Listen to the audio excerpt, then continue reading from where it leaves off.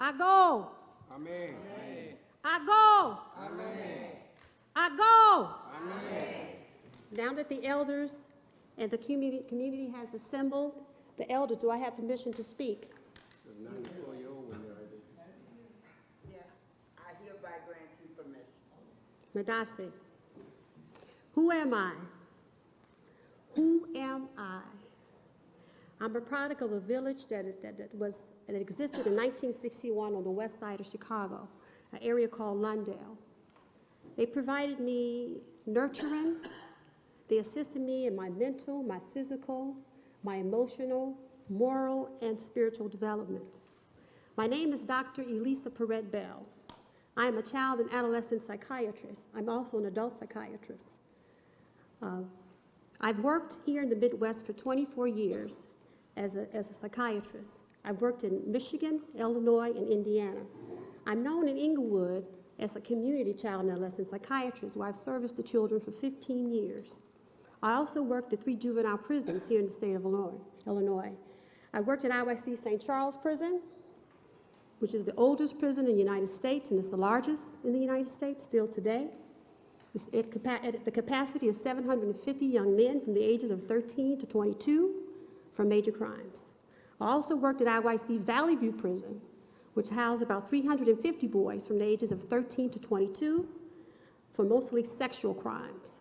I also worked at a brand new prison that was built in 2000, IYC Chicago Prison on Western and Lake, that houses 150 youth from the ages of 13 to 22, 75 boys, 75 girls, minimum security prison. I was the first child and adolescent psychiatrist ever to work there.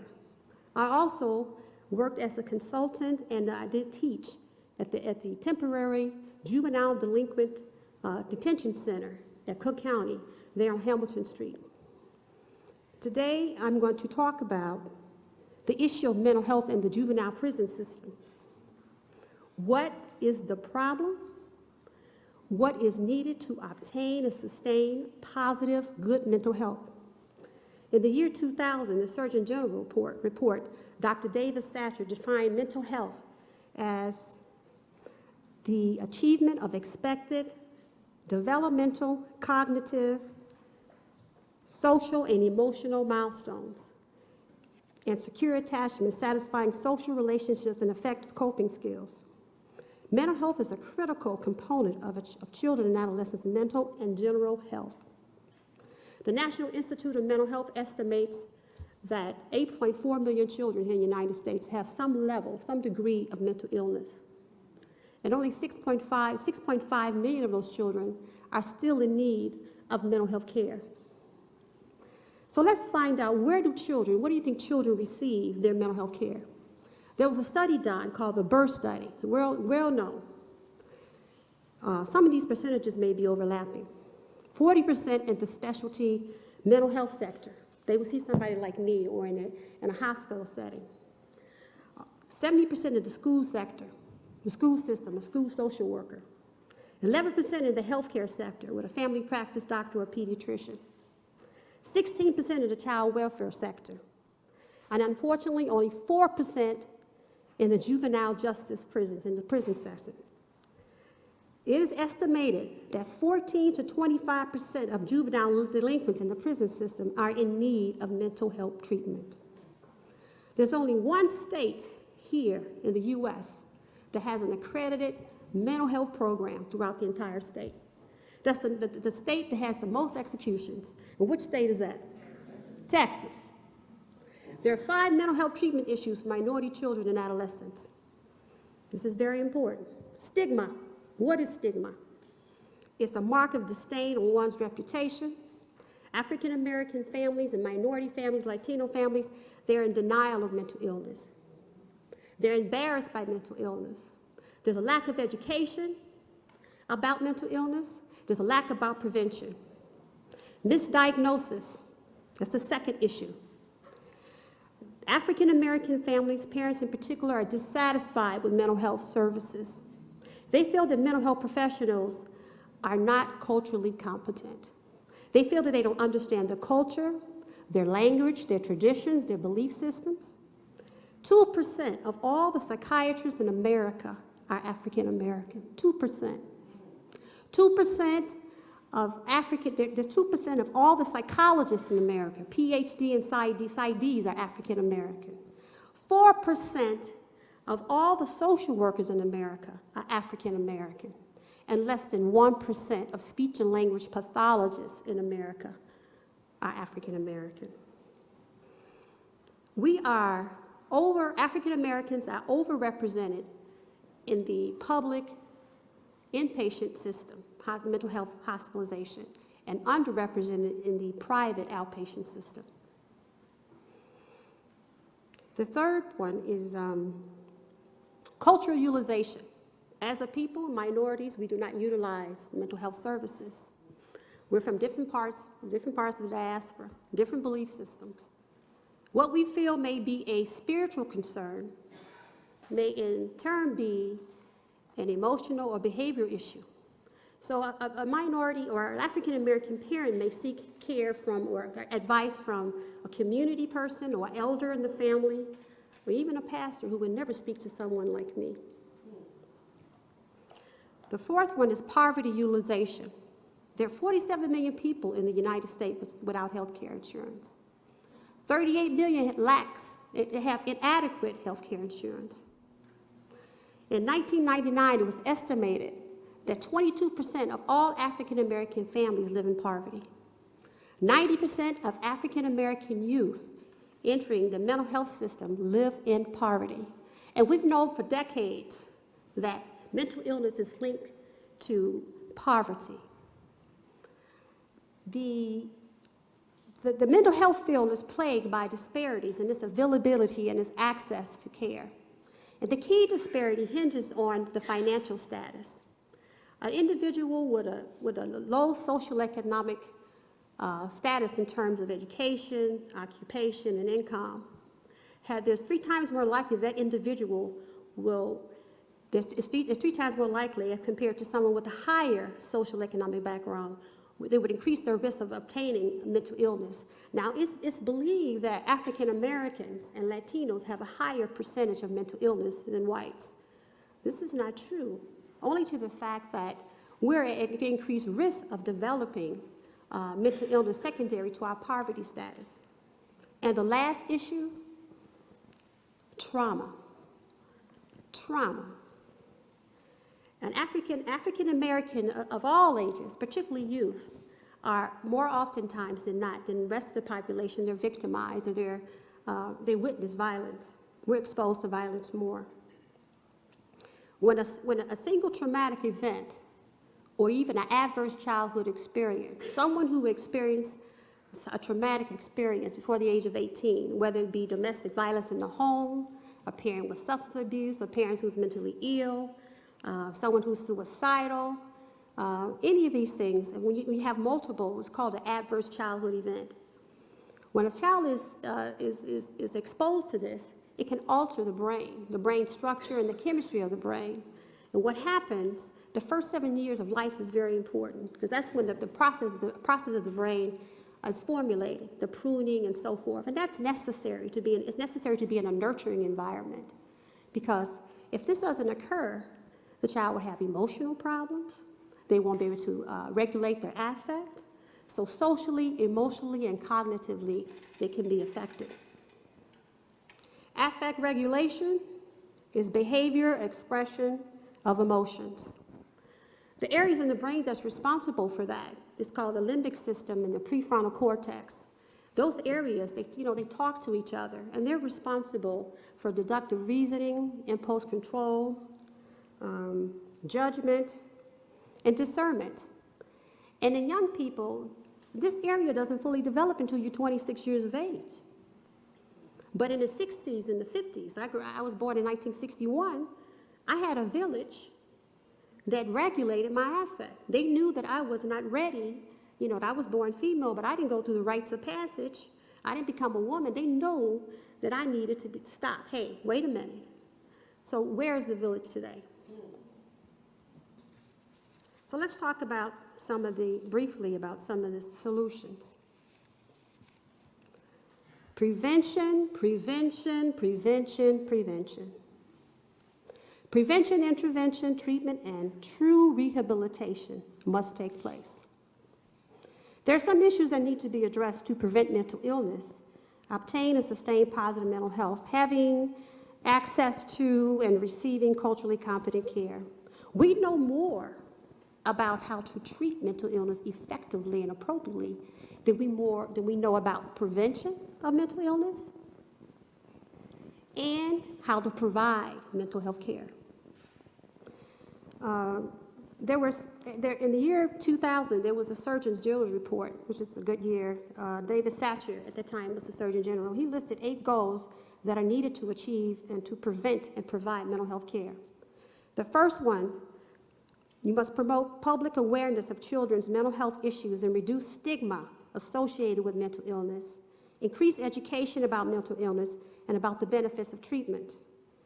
Continue to develop, disseminate, and implement scientifically proven preventions and treatment services in the field of children's mental health. I have all the details of this in my report.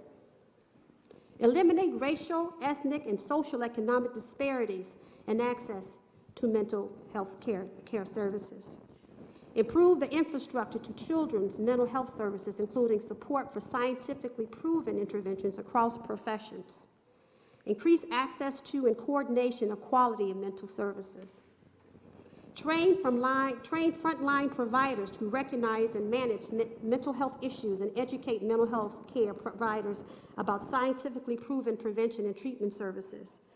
Monitor the access to and coordination of quality of mental care services. Minority children and adolescents are often repeatedly traumatized before, during, and after imprisonment. Some of the mental disorders I see in residential facilities among youth that I've treated, because I'm full circle as far as being a psychiatrist. I've been doing this for 24 years now. It's the same common disorders I see in children in the juvenile justice system: bipolarity, attention deficit disorder, depression, parent-child conflict. The only difference in the two settings is that the juvenile justice system, the prison system, is punitive. It's punitive. When you have a young person a young black youth who's already angry because he's been dehumanized, humiliated, marginalized, emasculated, and victimized by their own community, and you put him in the system, a punitive system, he's going to come out even more angry and violent. And it just criminalizes him, especially when he doesn't receive the care that he deserves or needs. The difference between the residential facility and a punitive system, is the structure, the social environment, and the treatment or orientation. So what we need, as I stated before, some time ago in 2000, when I had to address Hillary Clinton and her husband. It takes a village to raise a child. It takes a village. We as African Americans, as elders in the community, there's a large gap between the youth today as opposed to the time when I was growing up in the 60s. There's a lack of self-esteem, there's a lack of self-worth, there's a vacant of self-esteem, and there's an issue with identity.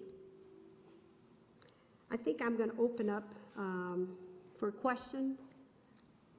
I do have one. You mentioned cultural utilization of mental health services as an issue in our community, sort of related to some denial and other things. And I'm thinking that situation is further complicated now by the lack of resources, even when one is aware that they may need some help.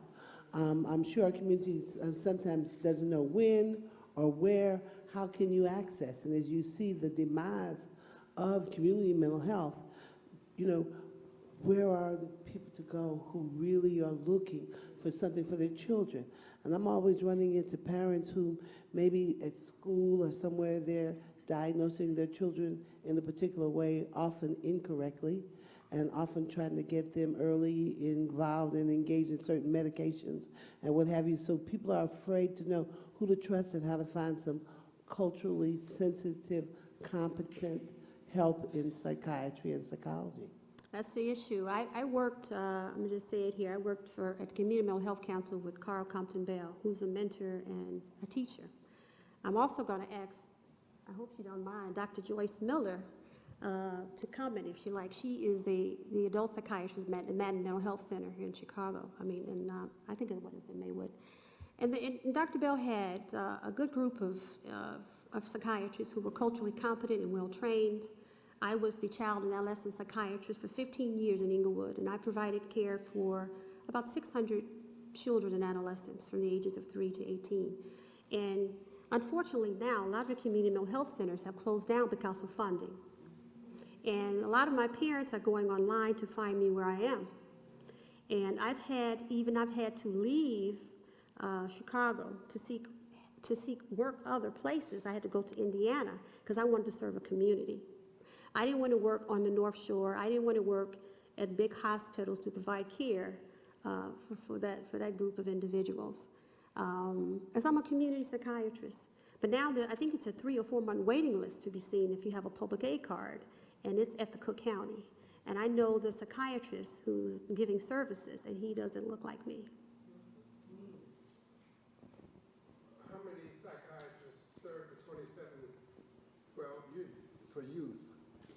How many psychiatrists serve the youth facilities in the state of Illinois, prisons, and juvenile? Well, Reverend, how many psychiatrists are working in the prison system? But I do have a friend who is she's the head of mental health at the juvenile detention center. And I don't know if you guys have heard recently about Preckwinkle making a decision to divide or close that facility down and to try to get better services, which I agree with, as far as less of a punitive type of treatment facility. I don't know how many psychiatrists. It's a vast number, but they all are there in the juvenile prisons. There's 10 of them on contracts. They're not being monitored. They're working as consultants. They're not being monitored at the juvenile prisons. Just like Wexford has a contract, that's also happening to other prisons.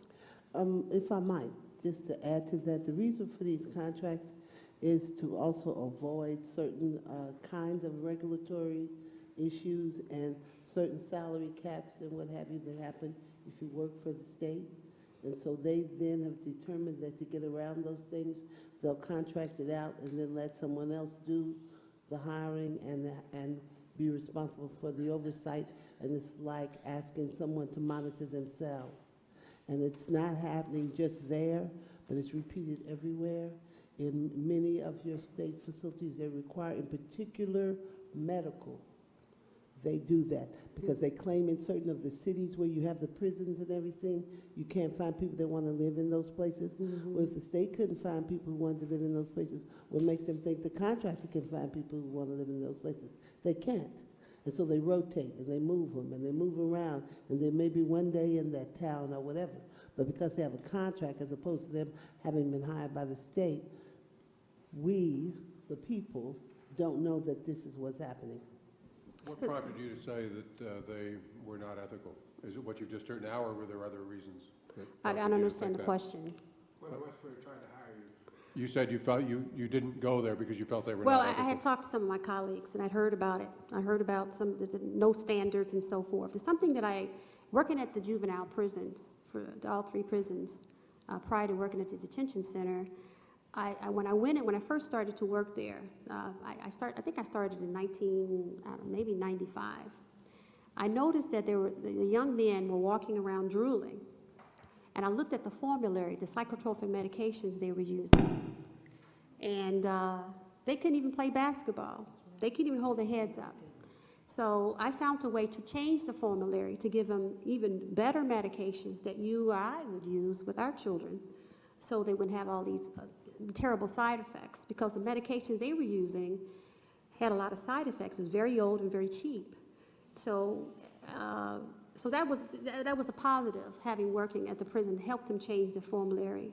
And I also had the opportunity to represent the children by going downstate to Stateville when there was a situation to use medications, certain medications. I would, in their defense, use the better medication instead of the old ones. Dr. Bell, as an elder and trying to reconstruct the village, you know how old people used to say we're going to have to make do. I have a question with respect to the degrees of aid or assistance that families need, from highly needed medication to low-level counseling that could be done by people who knew how to do it because they had been trained by people to do that, such as the population of recovering addicts. I know so many of them that are excellent counselors talking to young people about prevention side of drugs. How much is this a self-help responsibility when we find out the state is failing us? I mean, literally failing us in critical areas, and yet inside our institutions we have retired people with those skills just kind of getting on past the next day. Nobody's asking them about volunteerism or teaching and that kind of thing. Is there any organization or group of people in your profession right now that could help the faith-based institutions become a citadel for rounding up that kind of posse? It's just kind of like a thought, you know, because I know part of this is, you know, and the other part is now what? You know, so I'm trying to deal with the now what part. And I see the professional people and work, you know, and I use the police as a barometer for me. I watch us go to these retirement and we just sip and just reminisce about old times, and our communities burning up all around us, and nobody's asking us to come in and be a part of the thought process for policy and et cetera. Well, I'm asking the same on this issue in terms of health issues, specifically mental health. How do we salvage the laying down or the downsizing of the hired people and keep that knowledge and make it available at the community level so that we can at least address the gradations of need as opposed to everybody having to be a psychiatrist or a psychologist? Just counseling. When I worked in the Inglewood community, I like to meet people where they are, regardless of where they are. And I would find out what were the issues in the community. In the Inglewood community, at the time that I was there many years ago, I was there for 15 years, one of the big issues was lead poisoning. So what I did is I went to the local clinics and met with the family practice doctors or pediatricians, and went to in-service at Northwestern Children's Memorial Hospital and met a woman who sat on the Center of Disease Control, lead prevention, lead rehabilitation. And I was able to get the community involved. So whatever the issue is in the community, I addressed. I also brought my fellow 30 mental health professionals together when Katrina occurred. I talked to the president at Chicago State University and was told to talk to her directly, and actually used Reverend Wright's facility and had bussed over the students who left Katrina. And we did triage for post-traumatic stress disorder. So whatever's happening in a community, I bring my colleagues together. And there's, whatever's happening in that community. So as far as awareness, I have given a lot of pro bono, and so have my colleagues, lectures. You have to engage the community where they're at, depending on who you are. And unfortunately, people are busy, people are doing things, but I'm very passionate about what I do. I don't know if I answered your question. Well, you did. What I'm asking in addition to that is, how do we replicate you without the required professional level of training by utilizing people who can counsel at another level? I am mentoring at least 3 young women in this room right now. They're in this room right now. I want them to come. I'm mentoring. How do we replicate you? How do I replicate? That's my question. How do we, and I mean, we have to provide for this. It's a rhetorical question, and it's really going to the larger community. Well, how do we use the skills that you have to enact and activate people at the level of Benny Lee? That's got the ears of our young people. He's not a trained psychiatrist or psychologist. He can't administer medication, but he's a heck of a counselor. And I think that match is what I'm after, and how do we institutionalize that by way of the vehicle that you're presenting to. That's really what I'm getting. I don't know how to answer that one. I have a Similar kind of question. My timekeeper is saying 0 minutes. We did. I don't know if I And can there are answer this questions down question. here? I don't know if I can answer this Is there a question. question? I don't know. We don't got have it? any more time. Okay. We don't have any more time. Sister Roberts? Mr. Roberts? I think you raise a very important factor that our communities really don't talk about the issue around mental health and mental illness. So how do we, first of all, continue to educate and raise this as an issue and direct that to our communities? I think we need to have in-services in the community. There needs to be some funding. I recently, about a year and a half ago, was on television. University of Chicago sponsored a program where they put on a play about this young man who, and would or should have been me, who witnessed or lost a friend in his school, and he and the entire family were affected. And I was asked to come on stage after the play. It was in, I think it was in the Inglewood community. Yeah, ETA. But also, at first I think it was in Inglewood. All right, I think it was in Inglewood, Calumet. And there were some parents there from that community, quite a few, I don't know how many. And I was able to address their questions and talk about mental illness. Whenever there's an opportunity to talk about mental illness, I do that. And actually, twice this month, I've gone to 2 Southside communities, and there were a lot of foster care parents, African American and Latino, to discuss mental illness and bring up a topic. So public awareness, autism awareness. I was on television twice this year, so discuss the issue. That's it. I had my question similar to Officer Saffold's question is this. Those statistics you gave us, 2% of psychologists and 2% of psychiatrists in the country are African American, right?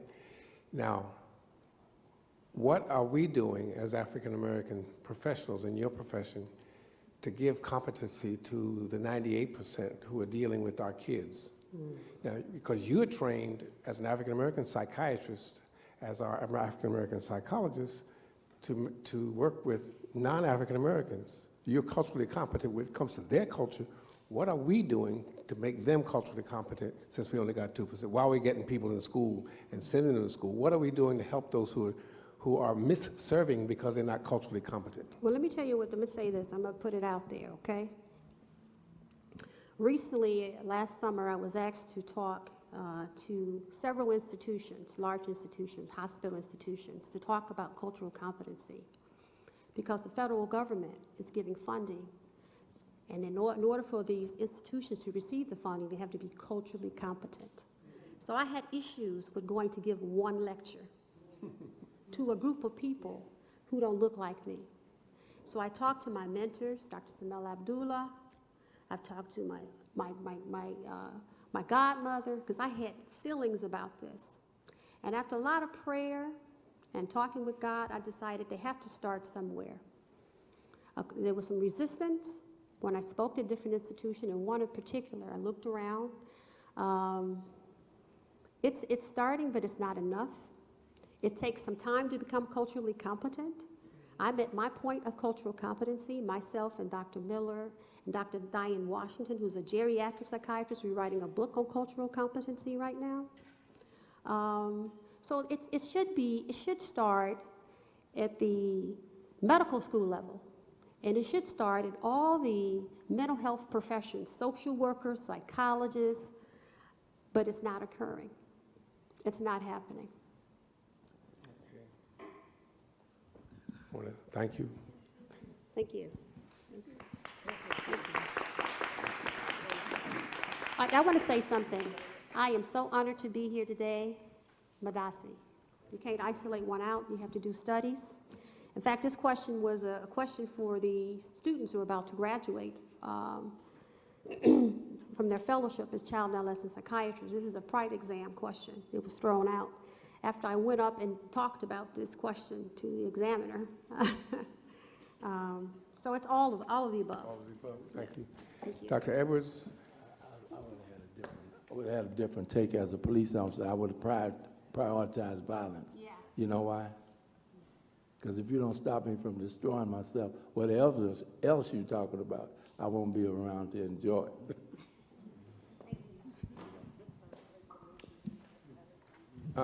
Dr. Edwards has to be set up here, but Tony and the